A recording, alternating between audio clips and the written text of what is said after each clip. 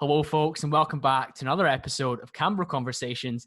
And today we are joined by Dr Mustafa Sarkar, PhD, Senior Lecturer in Sport and Exercise Psychology at Nottingham Trent.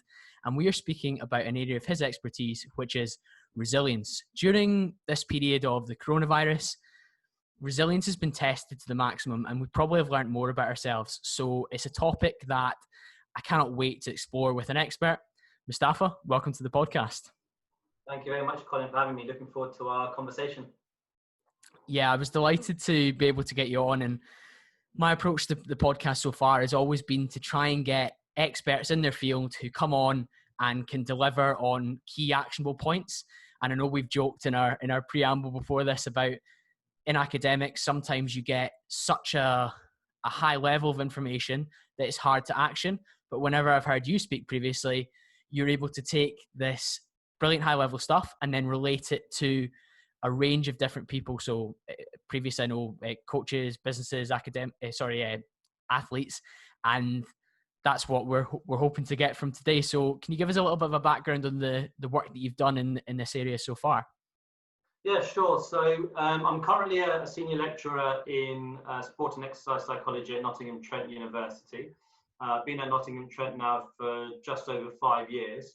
And I guess my main area of research looks at resilience, predominantly in a sporting context, but also I've got an interest around the application of resilience in other kind of high performance domains, such as business. So I've been researching resilience for just over about 10 years now, and initially started looking at kind of individual resilience, so kind of your own personal resilience. And then probably over the last kind of 5 or so years, looked at the notion of team resilience. And then in the last kind of year or two, looked at the idea of organizational resilience. So from a business point of view, what does an organization need to do to successfully adapt and deal with kind of change within their organization or business?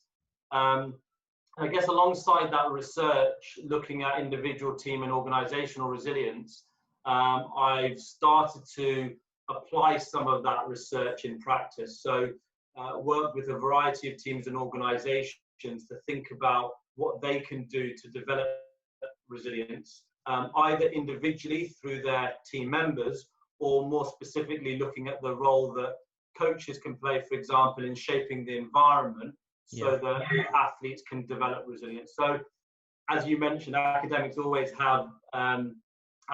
don't always, translate some of their research kind of more practically, but that's something I've been really, really passionate about is making sure that there is a really good evidence base behind what I do, but then making sure that when I'm speaking to coaches or managers or leaders, making sure that evidence is translated appropriately and relevantly as well. So yeah, I guess that's been my kind of academic and my consultancy journey so far. I think just to underline that's the reason I was excited to have you on, like I said. And for many of the listeners, they'll be thinking from a fitness perspective. We all know these fantastic scientists who maybe post on Instagram about different thermogenic effects of protein and whatnot when it comes to nutrition. But the people that we resonate with and the people that we action their content typically is maybe somebody a little bit further down the line who has taken that high level information and translated it into something that's actionable. So having that blend is fantastic, and ultimately will be a reason why you would be a popular consultant rather than going into a meeting with a boardroom of accountants or insurance brokers and them thinking, wow, that was interesting, but what do I do with it? Yeah. And I guess the one thing I would say, though, particularly if we're talking about resilience has started to become a bit of a buzzword. And as a result, there's lots of information out there on resilience, which isn't particularly scientific or evidence-based. Yep. So the only bit I would say in terms of to your audience is don't get put off too much by some of the scientific and academic stuff, because what I wouldn't want people to do is to go to the other extreme where people are digesting information because it's practical, but just because it's practical doesn't necessarily mean that it's good quality information. So I guess it's as you said, it's just finding that balance, but particularly with resilience, I'm always mindful of finding. So when for example, people ask me for, you know, good books or good resources to kind of digest into, I'll always pick things which are very good scientifically, but also something that's very, very practical as well. So it's just finding the balance between the two, particularly with something where there is lots of information out there which isn't particularly great. And resilience is one of those areas, I think. Yeah, we've probably got those witch doctors out there on Instagram or social media preaching that they're a resilience doctor now, but haven't ever attended a lecture or a seminar in their life or passed an exam. So yes, I can imagine. So we won't shy away from the science, but equally by the end of the podcast, I'm sure the listeners will have something to take away from it. So I guess that would lead us into what is a good definition for resilience and what does it mean in practice? Yeah, and I think, as you said, I think that's led in really nicely to that. But because as I mentioned, with resilience being a bit of a buzzword, the meaning of the term is starting to be lost in translation a little bit. You know, lots of sport commentators talk about a lot. You know, as you mentioned, has been, you know, the term resilience is used a lot in business as well. And as for me, one of the things that I'm really passionate about is making sure that people are really educated about, firstly, what do we actually mean by resilience? But equally importantly, what don't we mean by resilience as well? So I guess really, really simply speaking, if I were to define resilience, is the ability of either individuals, teams and organizations to maintain functioning when they're under pressure. Yeah. So when we're talking about maintaining functioning, how do individuals, teams and organizations not just maintain their performance and productivity, but they also maintain their mental health and well-being as well? And that's really, really important. When we're talking about functioning, we're not just talking about performance, but we're also talking about well-being as well. And really importantly, not just about maintaining functioning just more broadly. You know, we can all maintain functioning when things are going pretty well, but how do people maintain functioning when under pressure? When there are difficult or challenging situations, or when there are setbacks in, you know, either in your personal life or in your work life as well. So yeah, that's how I would broadly kind of define it, is the ability to maintain functioning when you're under pressure. I think that's a great start point for that as well. I think kind of linked to that is, when we're going to talk about this in relation to a framework that we've developed, is how do people use their personal qualities to do that? How do people use their characteristics or qualities to withstand pressure or maintain that functioning? I guess thinking about it from a, you know, how do people develop resilience? One thing I always mention is that when we're talking about developing resilience, we're talking about how do people proactively manage stress. And that's where, for me, I make a distinction between resilience and stress management. Stress management is managing stress that has already occurred. Whereas for me, developing resilience is about proactively having things in place before actually stress hits you. And that's, for me, is I would make a distinction between resilience being proactive and stress management being very reactive. And again, that's where there's a bit of a myth that we all, when we think about resilience, we think about it as bouncing back when, you know, during a setback. But actually, I would argue that resilience is not just about bouncing back, but it's also about having plans in place before things start to potentially go wrong. So yeah, I don't know if that's a good starting point for a bit of a discussion around that. Yeah, brilliant starting point in my opinion. And one thing I really like about what you've hit on there is that it's that pre-work as well. So from a gym perspective, it's the prehab that you do for year round rather than the rehab that you do because you've hurt your shoulder. You have to mitigate in advance, and we won't go down the insurance rabbit hole, but one of the exercises that we do in my space as a risk advisor and insurance broker is that we test the business's resilience, and that's one of the terms that we use. And we stress test their initiatives, and we put plans in place to respond to that beforehand. So thankfully, we as a business have used that term correctly, which is good news because it's all over a lot of our marketing. But yeah. And I think on that point, you know, resilience, part of resilience is about reacting to difficult situations. So I'm not at all suggesting that it's not about reacting, but I would just say that for me, the more beneficial way of thinking about developing resilience is combining that reactive nature and combining that with that, what, as you were just saying, that more preparation and planning nature in relation to that. And there's a really nice quote from the Harvard Business Review that I always like to talk about, that resilience is not just about responding to a setback, but it's about the capacity to change before the case for change becomes obvious. And I think coronavirus is a perfect example of that at the moment. You know, if I use an example of my university at the moment, we're already starting to think about, if lectures are going online and we can only do seminars face to face, what does that mean in relation to timetabling? What does that mean in relation to student contact? What does that mean in relation to student expectations? And we're starting to put plans in place before actually we need to do that. So it's just thinking about it from that perspective, as you were just saying with your insurance example, is having plans in place, testing those plans before actually it's needed. And that's being very proactive in nature. And that's a really, really important in terms of developing your resilience. That's a really interesting example from the university space. And that's obviously an area of the world that's going to change fundamentally based on, or well, for a period anyway, based on what's happening with coronavirus. But so will many businesses, so will many people as well, and their approach to how they deal with external factors and pressure, which is what we spoke about. Resilience is our ability to respond to pressure. And I guess many of us will have been tested to the extreme during this period. Some people will have been on furlough for 3 or 4 months now. Some people will be made unemployed. Some people will be working in completely different conditions that they did before. Maybe working from home is a big challenge for some people. And I know there's been elements of that myself as well. So I think it's such a relevant topic, and I'm glad that we're going to address it from an evidence-based perspective. What is this framework that you have built up over these years of research that defines and understands resilience a little bit more? Yeah, so we've developed a framework based on all the research over the last kind of 10 years or so that we've put together, and we've kind of conceptualized a framework, I guess, to think about, if we're going to develop resilience, what are some of the areas that people need to kind of focus on? And it consists of 3 kind of main parts. So what we kind of suggest is that to develop resilience, you need to focus on each of these 3 areas kind of collectively. The first area being personal qualities. So as I mentioned, resilience is the ability to withstand pressure.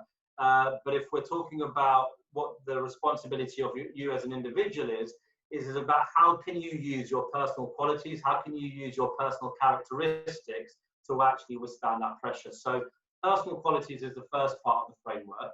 The second part of the framework is what we call a facilitative environment. Okay. And what we argue in our framework is that there is an interaction, or there is a reciprocal relationship between someone's personal qualities and the environment that they're in. And for me, that goes back to what resilience is about, is resilience is not a fixed trait. It's not something that we either have or we don't have. Resilience is a capacity that is developed in the context of us as an individual, but also the environment that we're in. Yeah. So according to our framework, we kind of say that there's a kind of a double arrow between the personal qualities and the facilitative environment. And what that kind of suggests is that if you develop the qualities, you're going to help to shape the environment, but also that creating a facilitative environment helps to shape some of those personal qualities. And I'll give a few examples of that just to make that a little bit more concrete. And then if you develop personal qualities and you create this facilitative environment, what we then argue is that you're more likely then to develop this challenge mindset, which is the third component. And the challenge mindset is a mindset where people perceive or evaluate pressure as an opportunity to develop and to grow, rather than pressure seen as something that is threatening to your performance and well-being. And I always make a point that the challenge mindset is not just about positive thinking, but it's about helping people to recognize that there is an alternative way to view a situation. So in terms of that framework, personal qualities, facilitative environment and how they interact, and those two, the personal qualities and the environment, helping to shape someone's challenge mindset. That's, I guess, a summary of the framework that we've used across a variety of teams and organizations to develop resilience. I think that's an incredibly useful framework to base this discussion around, and we can go in deep on each of the 3 points. I know it's not necessarily a triangle, but each of the 3 points of it. And something that struck me, and something that's been a theme on the podcast throughout many different episodes, has been, yes, we can function well as individuals, but equally the environment and our surroundings have a significant impact on our ability to maximize those qualities or to utilize those qualities. And I guess I'll give a bit of a raw example. I've done a solo episode on this in full, but just over a year ago, I moved insurance company, and that insurance company 8 weeks in was bought by another company, and everyone was made redundant. So I'd made this move and everyone was made redundant. And the way that I responded to that redundancy, I quickly found a new job. I actually moved to a bigger company. I landed on my feet. But the whole premise, if I put it within that framework, was personal qualities. I believe I'm a resilient person. I'm quite, I respond well to pressure, typically, in terms of pressure from sales targets, pressure from adhering to a difficult diet or doing hard training sessions. And then the environment that I have good friends around me, good family around me that supported me and enabled me to deal with that difficult challenge. And then I embraced that challenge to move, or use the challenge mindset, I suppose, to move to a bigger and better opportunity. So I can completely resonate with how that framework works in practice, which I think is the beauty of, when I listened to you previously, I was thinking that all makes sense in reality, because you sometimes hear these, and we've spoken about academic ideas, that you think, okay, that's great, but what about the anecdotal evidence? And sometimes it takes stories, and I work in sales, so storytelling's big, to bring these things to life, and it gives people reassurance that they are a real thing.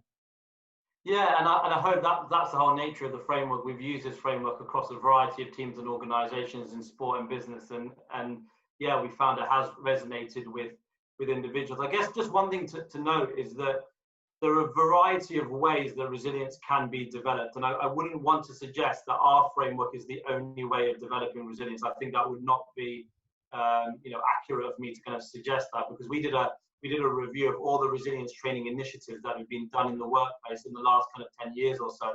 And we found that there were a variety of approaches that we use to develop resilience. And I guess what I don't want to give the impression is that it's just this one particular framework that can cover everything. It is certainly something that we found to be useful and beneficial, but it isn't just the only way. There are a variety of other approaches as well. But yeah, certainly something that we found that can be quite easily translated and people can resonate to quite nicely. That's very fair. And I think we all know the phrase, there's more than one way to skin a cat, and that will be the case for resilience as well. However, for the purposes of this, I'm more than happy to give a ringing endorsement to the research that you've done.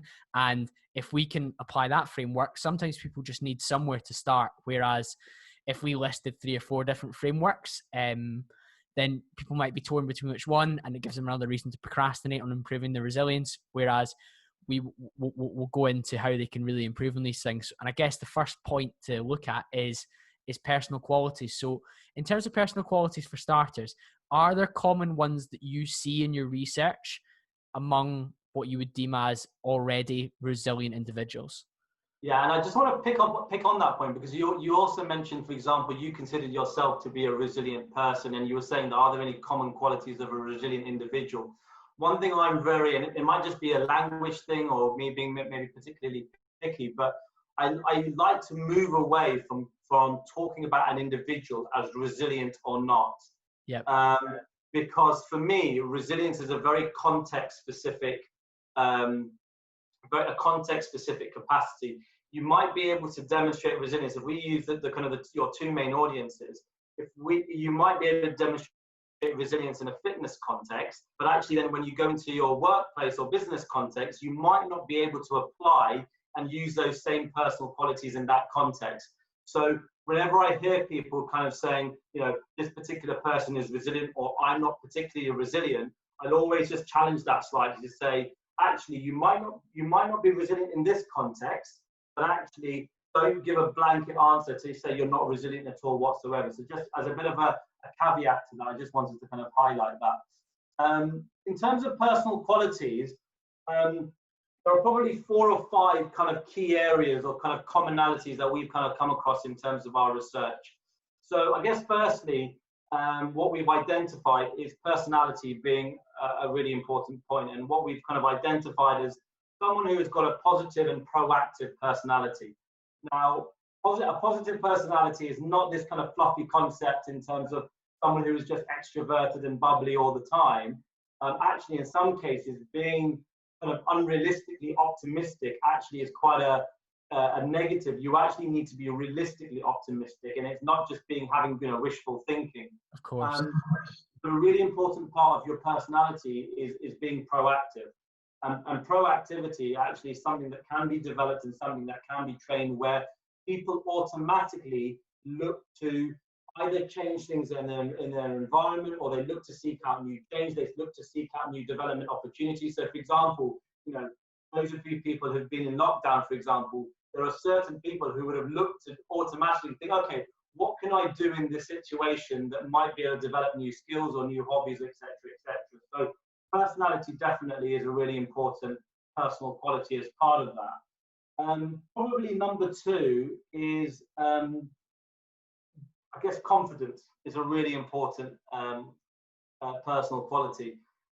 And I guess for me, confidence is not necessarily about just having high sense of belief all the time, but it's about being able to maintain your belief and maintain your confidence, particularly when you've encountered difficult situations.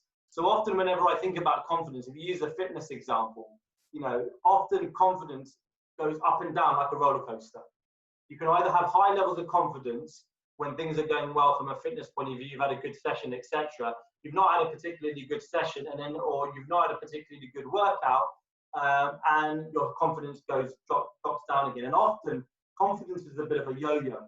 But actually, what you don't want that with confidence. You want your confidence actually to maintain and have a stable level, regardless of the situation that you've encountered.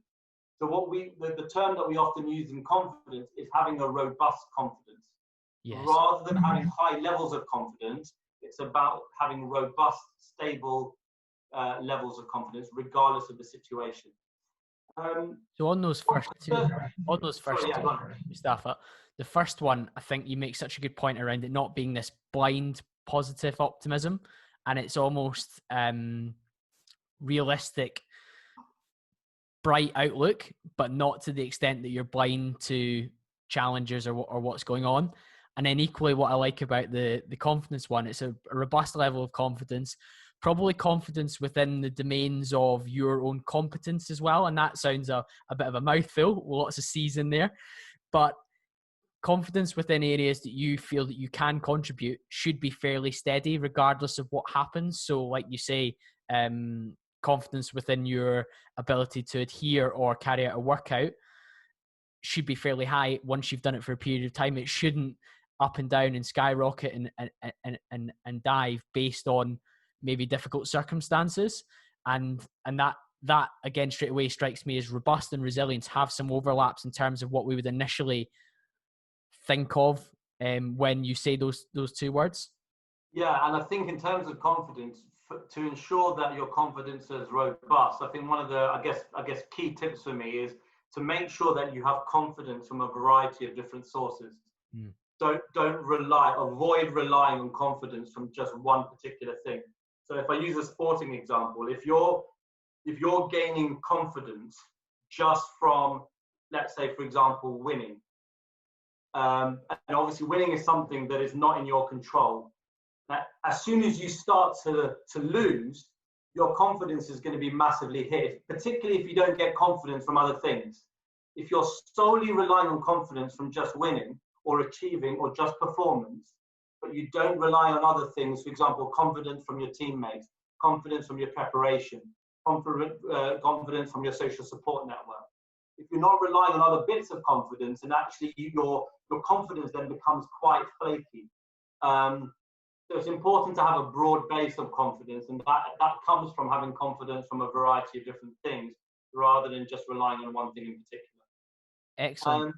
I think that's... go on. Sorry. Sorry, I think that's another good example of confidence in a team environment for a team player. I think that's an excellent way to put it, because having that confidence coming from multiple sources spreads the load almost, so that if one facet of what you rely on falls down, winning, for example, maybe your team goes on a poor streak, then that changes. And to relate that to a fitness perspective, for a lot of the listeners, maybe their confidence will lie in feeling they're most confident in the summer when they're most lean, most muscular, whatever their goal is.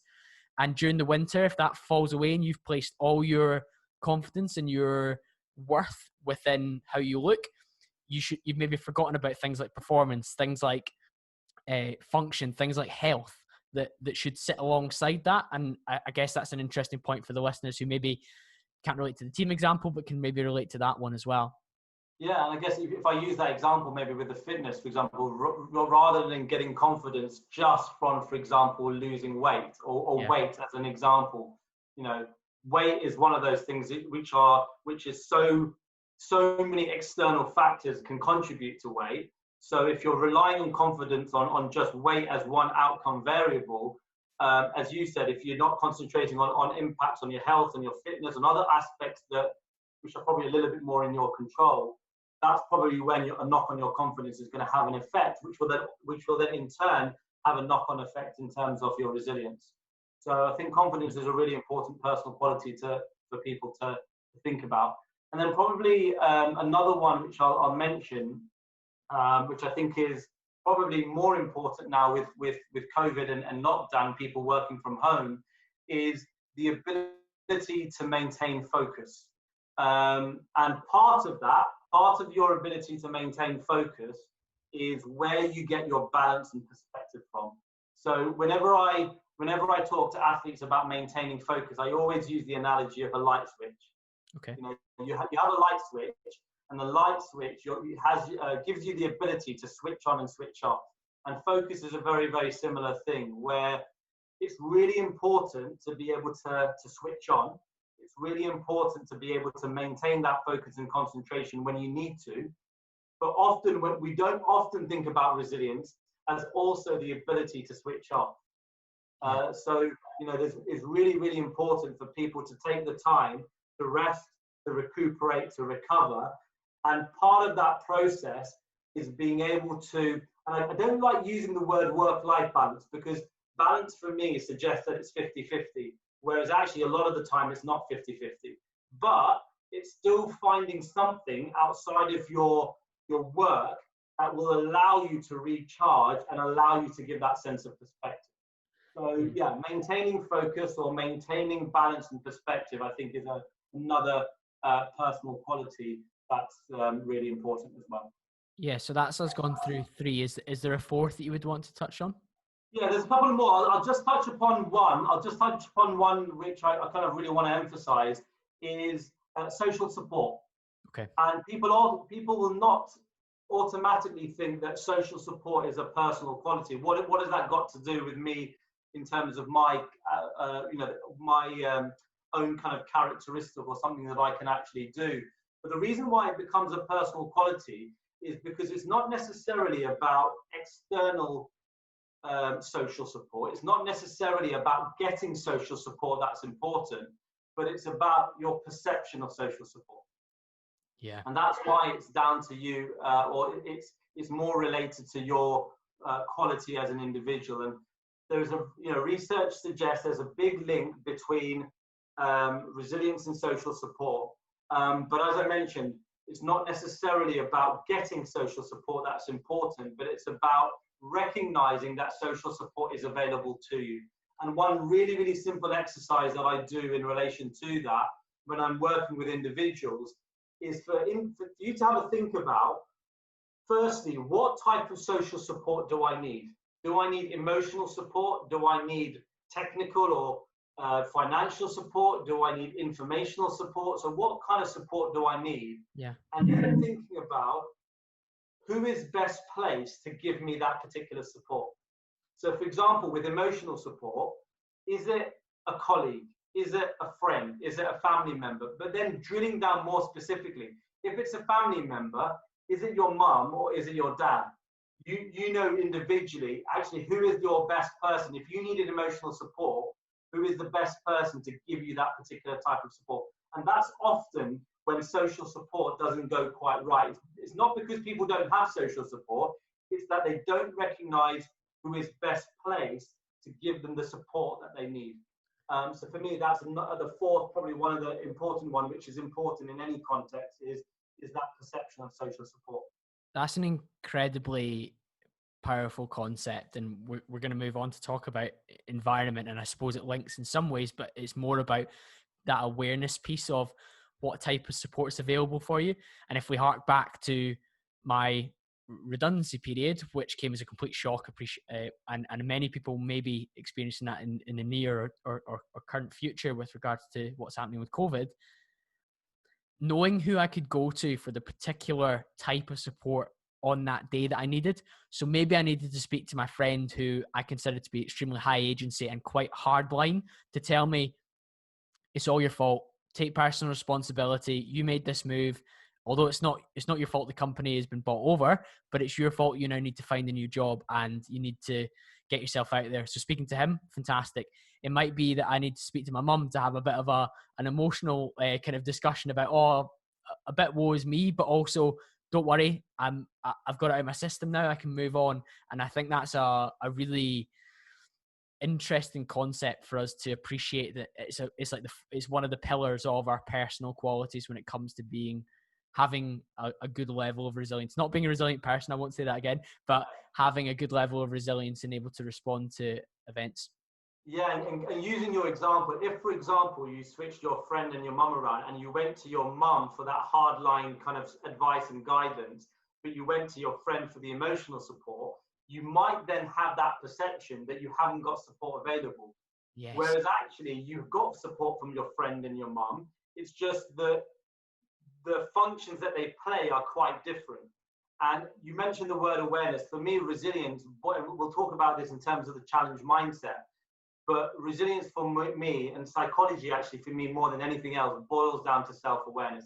If you can understand yourself, if you can understand what you need from others, how you think, how you feel, how you behave, that for me is a really, really good starting point in terms of developing resilience. And yes, in terms of personal qualities, if we can understand what are some of our strengths in some of those personal qualities, but also what are some of the areas that we need to develop a little bit further, and how each of those personal qualities might be different depending on the context that we're operating in. Some of these personal qualities might be really important in a fitness context, but you might need to adapt them slightly for when you work in in your workplace context, for example. So really, really important. That awareness piece is really, really important in terms of resilience. Excellent. So if we move from the personal qualities on to talking about the environmental surroundings, what does that look like then? Yeah, so I want to give it one example. I mentioned, for example, the interaction between the personal qualities in the environment and why they're kind of interlinked with one another. So the example I gave of a personal quality was having, let's say, for example, good work-life balance. Again, forgetting the fact that I'm not quite happy with the term balance, but having some balance and perspective. If though, for example, we want individuals, if let's say, for example, you're a leader and a manager and you want your team, you want your employees to have good work-life balance, but then you're creating an environment where, for example, employees there's an unwritten rule where they're expected to reply to emails on weekends. You as a manager, for example, send out emails, 7, 8 o'clock at night, requiring a response. If, for example, there's a culture, a late work culture that, it's a winning at all costs, we need to do everything that we can. You're then not able to develop that personal quality of having balance and perspective because you're creating a climate where that's not possible for that to happen. So I just wanted to use that example really to illustrate why those two are very much interlinked with one another. That back and forth arrow that you spoke about, I can draw the parallel straight away, like you've said there. And then clearly, social support links so much to the environment because it almost is your environment in some ways. So that line that goes back and forth between the two is so clear, where having the right people around you and you being aware of what use or value you can get from that particular person or network at that point in time is significant. And in a business context, like you say, leaders and management will allow you to have an element of that focus or an element of that proactive personality potentially, because sometimes some managers might make it that you're a very reactive person. You have to just react to emails, whereas others will give you the opportunity to have projects and go and be proactive and lead on those. So it's interesting that we can draw those parallels quite clearly. And I'm sure the listeners will be thinking, oh God, my manager that I worked for or maybe still do work for doesn't allow me to have and doesn't allow the environment around me to have these qualities which add up to a level of resilience.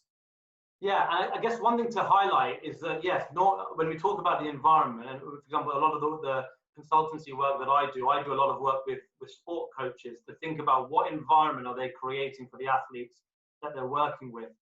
Having said that, though, when we're talking about the environment, yes, managers and leaders are probably the most important in terms of shaping that environment. But one thing I would say is that everyone has a role to play in terms of shaping that environment. So let's say, for example, you're in a business context and you're not happy with the environment that you're in. Don't use that as an excuse to say, well, that's just my manager or that's just my leader. You can actually, if you're not happy with the environment, there are things that you can kind of do to, take responsibility to shift that environment or change that environment.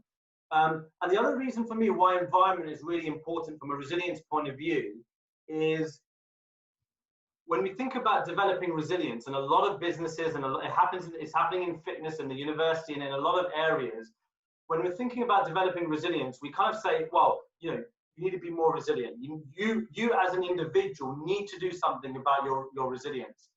And that for me is where the environment bit is really important, is because the quote that I often use in relation to this is that when a flower doesn't bloom, you fix the environment in which it grows, not the flower. Yeah. So we need to think about the water, we need to think about the plant food, we need to think about what's surrounding the flower, not just think about the flower itself, and not just putting a lot of people have actually talked about when there have been programs and initiatives around resilience, people have said, well, you're victim blaming me, you're putting responsibility on me as an individual, you're not thinking about the culture, the environment, the system, the organization as a whole. And that's why for me the environment bit is really important. And really, really simply speaking, when we talk about the environment, we talk about two really simple concepts: the notions of challenge and the notions of support. And if you think about challenge on a horizontal, on a vertical axis, yeah, and you think about support on a horizontal axis, so you've got high challenge, low challenge, and then high support, low support, you then come up with 4 different types of environments. So you've got on the top left, high challenge, low support, which is what we call an unrelenting environment. On the bottom left, you've got low support and low challenge, which is a stagnant environment. Yeah. On the bottom right, you've got high support and low challenge, is what we call a comfortable environment. And then on the top right, which is the environment that we say is really important to developing resilience, is an environment where there is high challenge and high support. Yeah. Each of these environments have certain characteristics. And again, a lot of the work that I do with coaches is for them to think about what do these environments actually look like on a day-to-day basis, and then obviously ultimately to think about what can you, either as an individual or what can you do working with leaders and managers, do to create this facilitative environment, this high challenge, high support environment. So I guess in a nutshell, when we're talking about the environment, we're talking about challenge and support, and creating this environment where there is both high challenge and high support. Yeah, we want both. We want high support and we want high challenge. And to give a very brief example, it might be that we have very stretching targets, but that we have significant levels of training and support and support, I've used that term, and coaching that's involved within that, rather than just you would have high challenge with extremely stretching targets, and low support would be they leave you to it and they say, it's all on you. You deal with this, but we're looking for that environment that meets both. From a business perspective, that's what it would look like. And I think that's something that many people listening will resonate with in workplaces that they've worked in. I certainly know, even based on working in the same company for 4.5 years, there was times where I was in all 4 segments based on what campaign or project I was working on and what manager or what teammates I had around me. Because one of the things you said and I really liked was, obviously there's an element of personal responsibility, but and then there's a huge responsibility on the management and the leadership, but who your teammates are, who are in the same level as you, plays into it as well. So in terms of environment, having a colleague that's, I don't want to say like-minded, but maybe has similar qualities and similar aspirations and similar outputs or behaviors can be hugely important. And I certainly know that even on the times where my management maybe weren't quite where I need them to be, if my colleague that I got on really well with and was close with was on the same path, we could just work away together and push forward and create our own little micro environment within the business. I know it's a little bit of a tangent, but I'm sure you've probably seen examples of that as well. Yeah, and you also mentioned the point about within a season or within a year frame where you might actually be in those environments at different stages, and actually that's absolutely fine. Being in a comfortable environment where there's high support and low challenge, I would actually argue now with coronavirus, we probably want to create or be in a situation where we are in a comfortable environment. We don't need to provide more challenge to people than there already is. So actually being in a comfortable environment for a short period of time, the one thing to know with a comfortable environment is that your well-being will be good, but ultimately your performance levels might not be massively high in a comfortable environment. But again, for a short period of time, that's absolutely fine. All I would say is the 2 environments which I would say that you definitely don't want to be in is firstly the stagnant environment where there's low challenge and low support. In a stagnant environment, nothing is going on. People are turning up to work just for the sake of it. Very little morale, very little motivation. And what you'll have in a stagnant environment is probably a massive turnover where people are just kind of going back, in and out of the job, not much care. Either massive turnover or people who are just there to retire. They're there for the next 20 years just to retire, and they're easing their way through it. And I've certainly seen examples of that. And they're going through the motions. They're going through the motions without any care. And that's why for me, whenever you see things like that in your environment, I often talk about them as red flags. Whenever you see people going through the motions, they're not being that much kind of care in terms of what you're doing. There's not many standards. That for me is automatically a bit of a red flag to say there's something that's not quite right in that environment. And you've got 2 options as an individual. You can either, you talked about, for example, the environment that you're in. You've got 2 examples. You can either try to change that environment through leaders and managers, or if you don't think it's possible to change, you then have to leave that environment to move to an environment where you think you're going to be able to perform better. So the stagnant environment is probably not an environment you don't want to be in, and it's worth picking out some of these red flags. The other environment, which I think is more difficult to pick out, well, not necessarily more difficult, but there's a really fine line, is this unrelenting environment.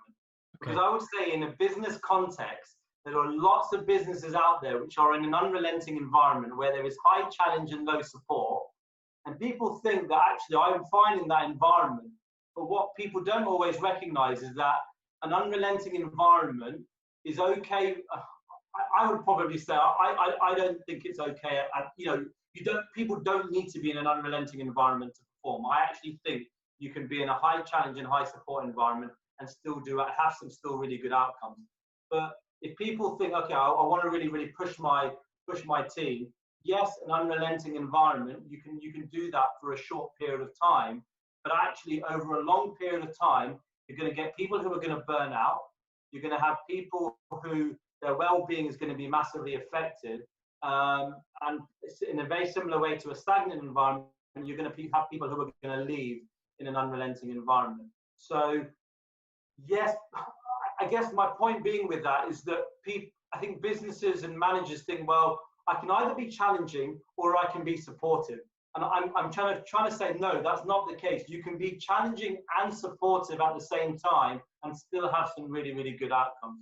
But just be mindful of that unrelenting environment, because it's something that particularly if it's if you're in that environment for a long period of time, you might not even notice some of those signs and things that happen. But actually, when you're starting to realize where there is unrealistic expectations from line managers and bosses, where there isn't that much attention to people's well-being and mental health, where you see people going off work because of burnout and things like that, those are the red flags to be aware of in that unrelenting environment. Yeah, an environment that you can't operate in for a long time. And unrelenting is exactly that. It's just continuous and never ceasing, so to speak. And yeah, I certainly know there's been very, very short bursts of time where I've been in that, because maybe support's dropped for a particular reason or due to a particular deadline or target. And that's not a pleasant thing to experience. But I would say, and I wonder what you think, but based on being in that environment for a short period of time, I maybe tested my resilience. Yeah, I guess that's why I say, for example, a lot of people might even say certain Olympic sports programs, for example, some would even potentially argue that these are in some cases, elite sport programs are in unrelenting environments. Yeah. And over a short period of time, that, as you said, might be able to, particularly if you're experiencing high challenge, that will enable you to develop some of those personal qualities that you might be kind of lacking in. It's just, I would probably argue that in this facilitative high challenge and high support, and high support doesn't necessarily mean just the arm around the shoulder. It doesn't mean that emotional support, but it, for example, means that if you've been set some really, really strict deadlines, your manager and line manager has not just given you unrealistic, you mentioned before about stretch and really challenging targets. They've also given you good feedback to enable you to do that. They've also given you a rationale and justification as to why those targets need to be met and how it fits into the bigger picture of the team and the organization. So support doesn't necessarily mean emotional support, but it means the feedback, the rationale, the justification to enable you to understand and enable you to perform your role or your function.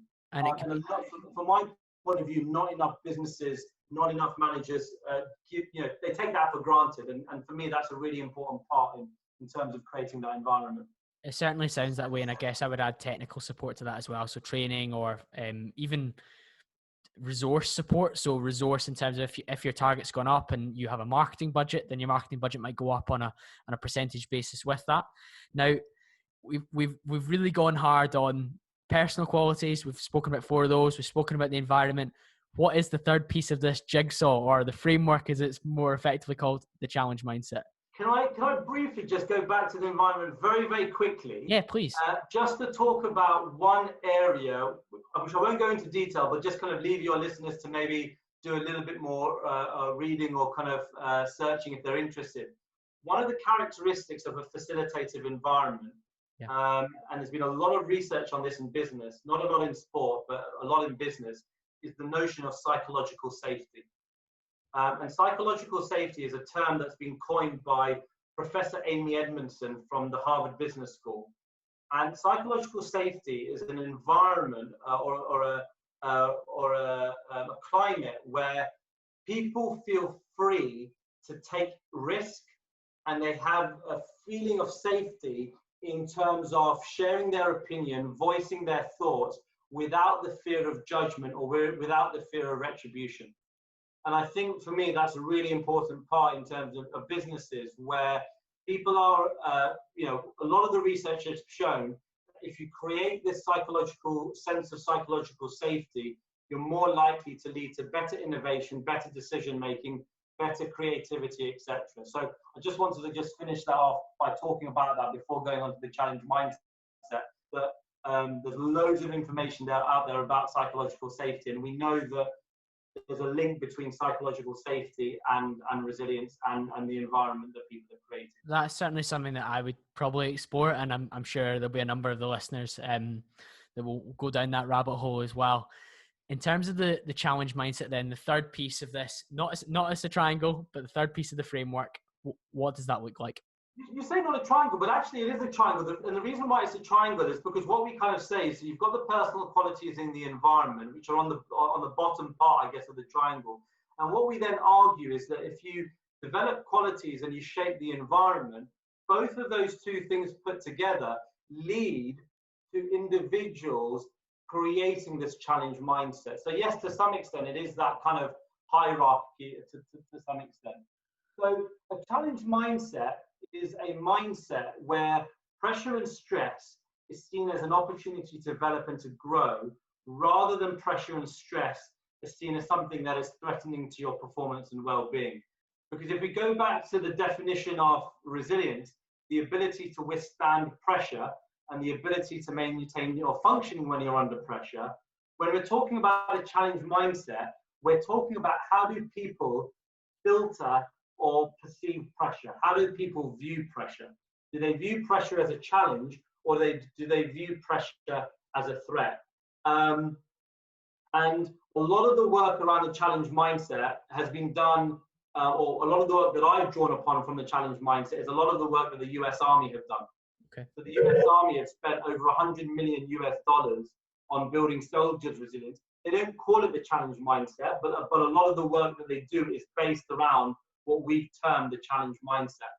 And I guess one exercise, I'll probably mention two exercises, yeah. But the foundation exercise of developing a challenge mindset is called learning your ABCs. Okay. Okay. A stands for adversity. B stands for your beliefs or your thoughts. C stands for consequences, which are your negative feelings and behaviors. And if I give an example, and this is a very, very trivial example, and maybe we can translate this to fitness and business, but I'm going to use a very, very trivial example.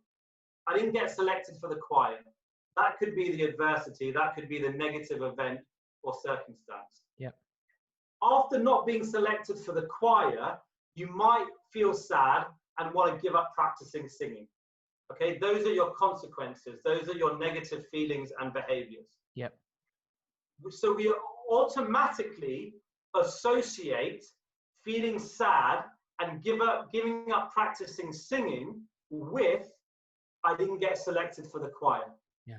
So I feel sad and give up practicing singing because I didn't get selected for the choir.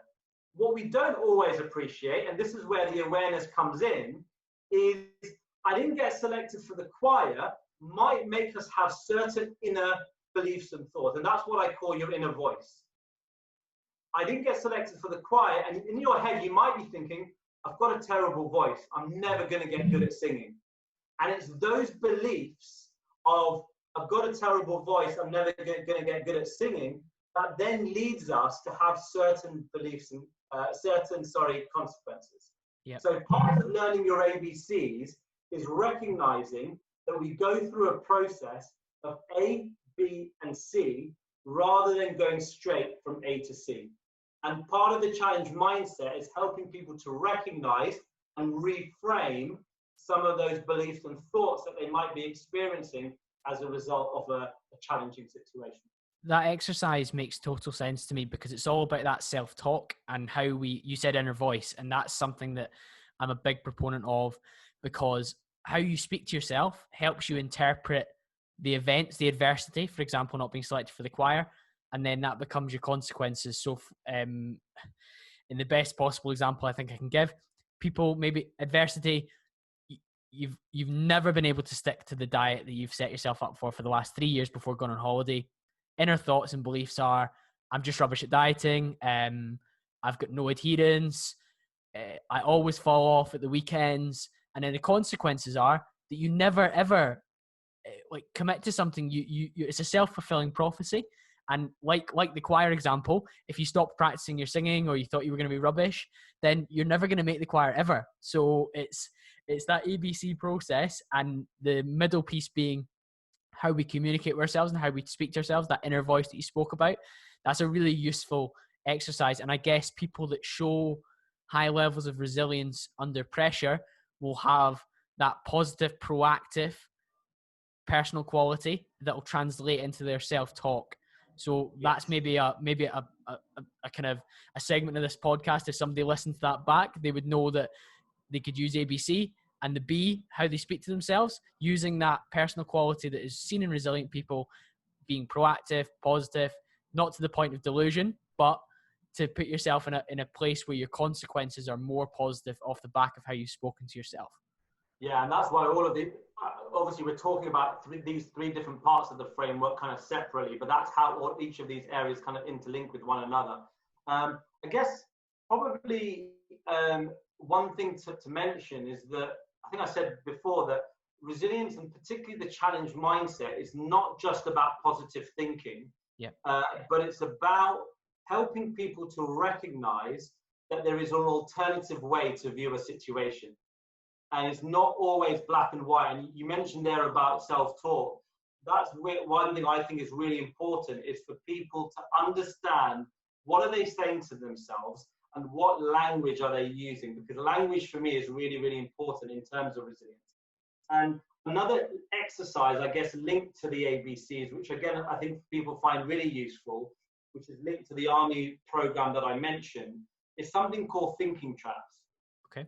So thinking traps are traps that we get into in terms of the way that we think about certain things. So if I give a few examples, and again, either yourself and your listeners have a bit of a reflection about, do you recognize this thinking trap in yourself, or do you recognize that thinking trap in others, either friends, family, or other people that you work with? So particularly now with coronavirus, there's a lot of jumping to conclusions or mind reading, where we're kind of second guessing what someone else is thinking without any evidence or facts. Another thinking trap is magnifying or minimizing.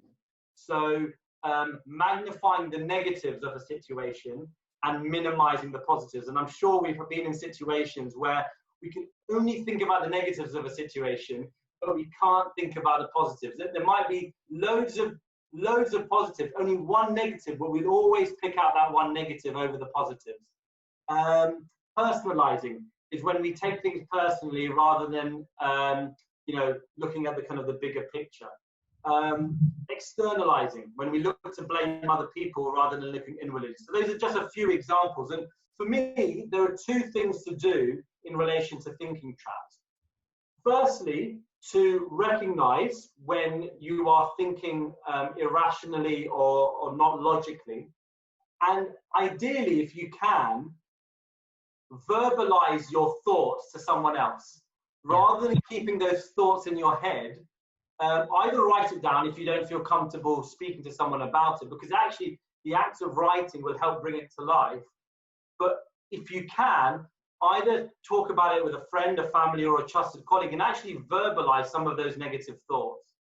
And then alongside that, try to challenge some of that irrationality. Let's say, for example, I'm never going to get good at singing. I think the one that you mentioned in relation to fitness, I always have a dip in relation to the weekend.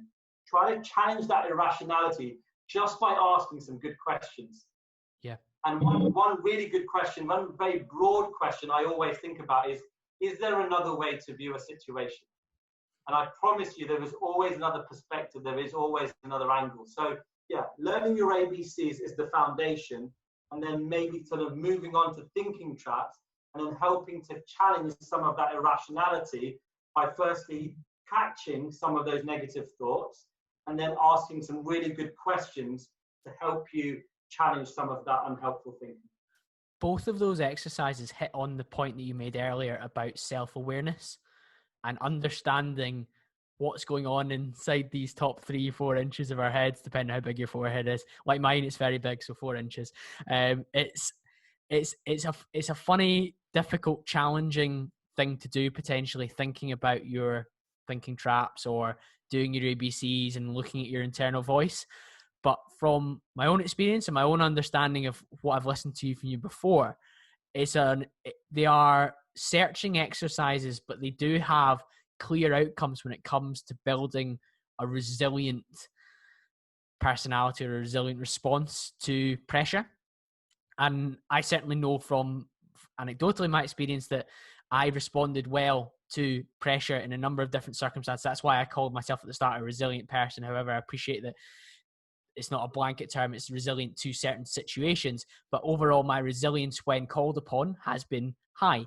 And how I speak to myself is overwhelmingly proactive. It's positive.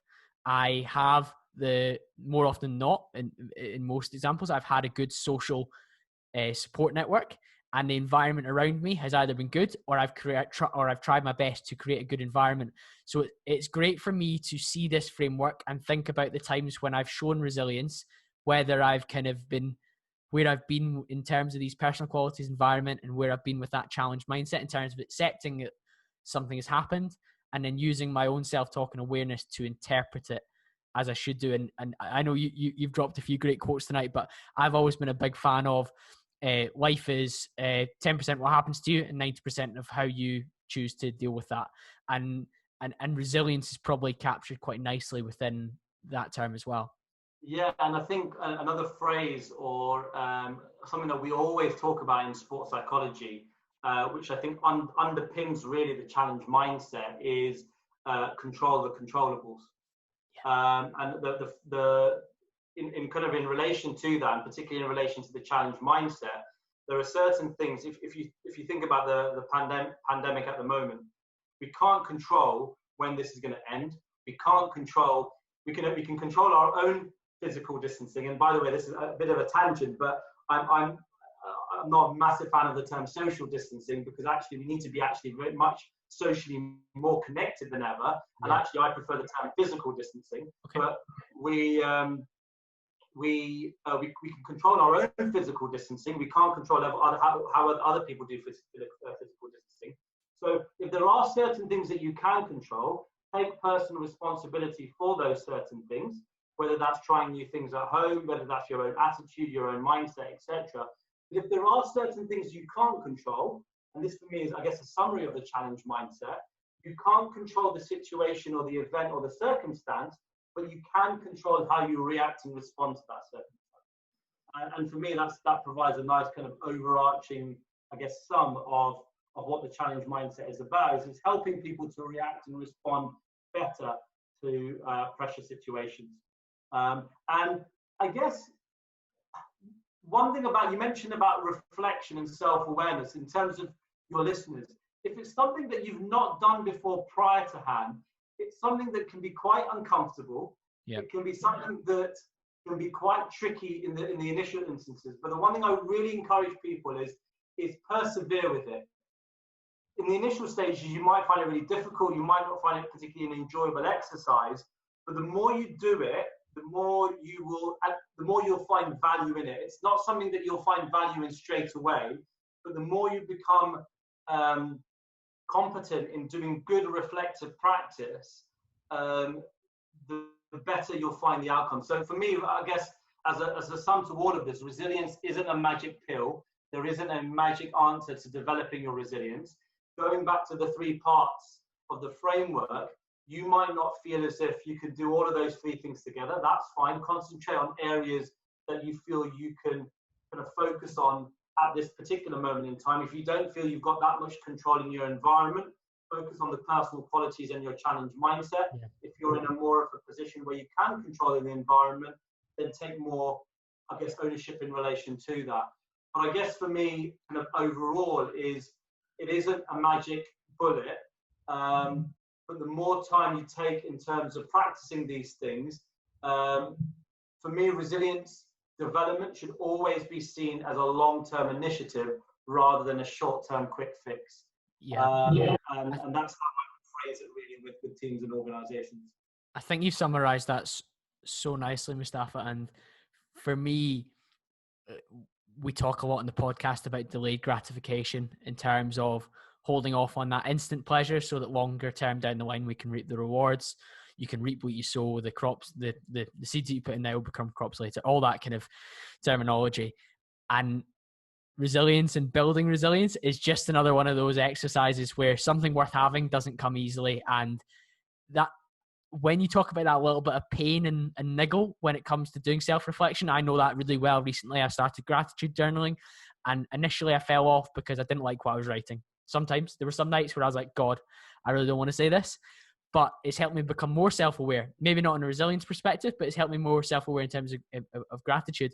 And it definitely relates across the two boundaries.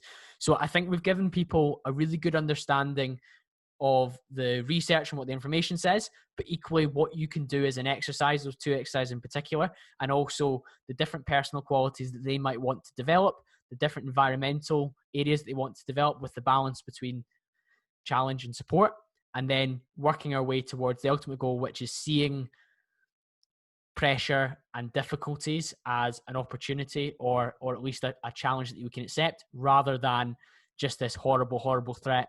If the listeners want to reach out and follow up and tell you they enjoyed it, or ask you a couple of follow-up questions, or maybe you point them in the direction of some research papers, where's the best place for them to reach out to you? Yeah, I guess there's a couple of places. I guess firstly, if you just typed in Mustafa Sarkar, Nottingham Trent University, or Mustafa Sarkar Sports Psychology into Google, my staff profile page is a good starting point, where there'll be my email address, my university email address, and also my research publications. Yep. ResearchGate is another place if you're particularly interested in actually delving into some of these publications. I put a lot of the publications onto ResearchGate, which you can access them and request them for free. And then probably the other two more social media platforms. I'm on LinkedIn, so please feel free to connect on LinkedIn, but also on Twitter. So my handle is Mus Sarkar. So Mus is MUSSARKAR. I'm a bit of a geek, and I tweet a lot of things around psychology, performance psychology, sports psychology. So feel free to follow and feel free to reach out. So yeah, staff profile page, ResearchGate, LinkedIn, and Twitter, probably the four main areas. I'll pop those in the show notes below. Thanks so much for coming on. And if you're listening at this point and you've enjoyed it, please take a screenshot, pop it in your Instagram story, share this with a friend that needs to be a more resilient person when it comes to different areas of pressure within their life. And I'll be back to speak to you all again next week.